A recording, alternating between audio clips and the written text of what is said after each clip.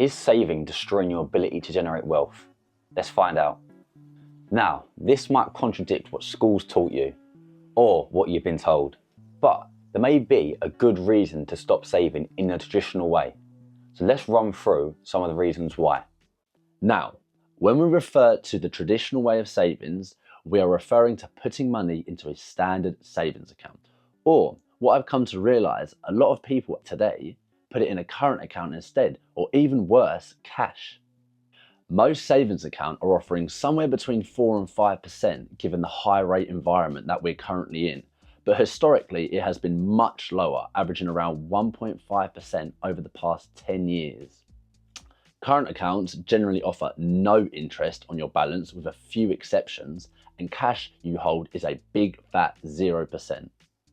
The reason this is so important is because there is a killer amongst us, which is destroying your savings, commonly known as inflation. Inflation is essentially the rate at which prices, on average, increase within the economy. Simply put, £20 30 years ago bought you a lot more than what £20 could buy you today.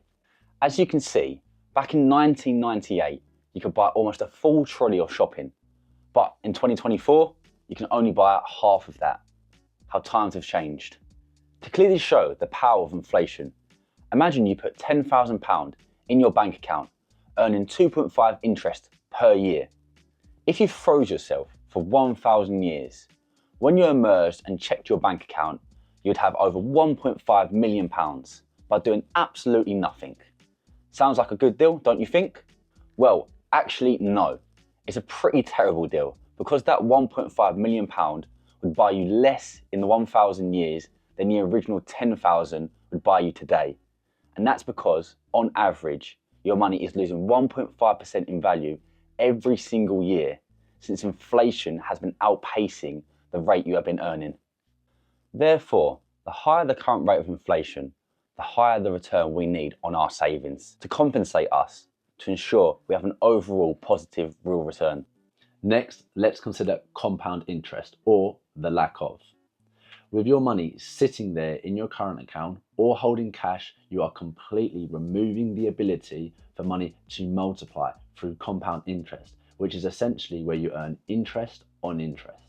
For example, if you put £1,000 into a savings account which gave you 5% return annually, at the end of the first year, if you made no further contributions or any withdrawals, that would give you a £50 interest payment, bringing your total balance at the end of year one to £1,050.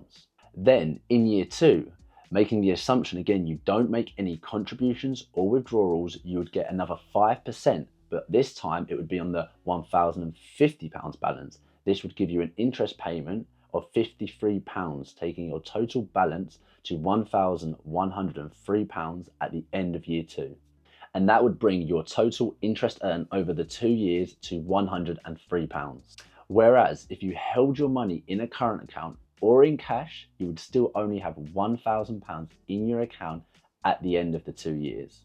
This demonstrates how compounding interest over the long term can magnify your returns on your investments, and is one of the reasons why you should consider taking your money out of your current account or the shoebox you're hiding it in, and consider putting your money into alternative investments, such as the stock market. Or you can even put your money into cash ISAs, which are so easily accessible nowadays and also facilitate compounding interest. However, it has to be said that there still are some benefits to saving in the traditional way. One of the benefits of a standard savings account and current account is that in the UK, your money is protected by the governing body called the FSCS, which protects you up to 85k. This means, regardless of what happens to the bank or building society you have deposited your money with, up to this amount you are 100% protected. Also, let's not forget to mention that with a traditional savings account, the returns are pretty much guaranteed, and is definitely an alternative option for someone who prefers to know exactly what they are earning while avoiding risk.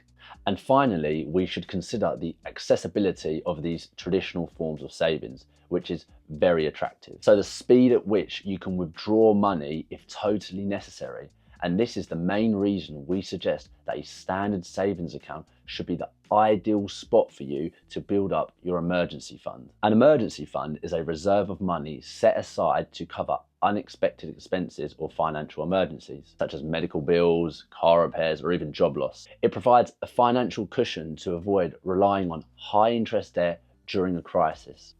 Experts usually recommend saving 3 to 6 months worth of living expenses in an easily accessible account.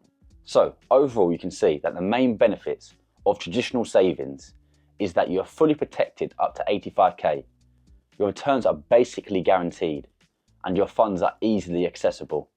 But at the same time, your upside potential is limited and inflation is eroding away at those returns. So for these reasons, we suggest using a savings account for the main purpose of storing funds in a low risk and easily accessible account, which would be an ideal place for building an emergency fund or money you know you're going to need access to in the short term. But past this point, you should consider exposing yourself to alternative investments which can really propel your returns forward. And this is what is going to help you build that long-term wealth for the future.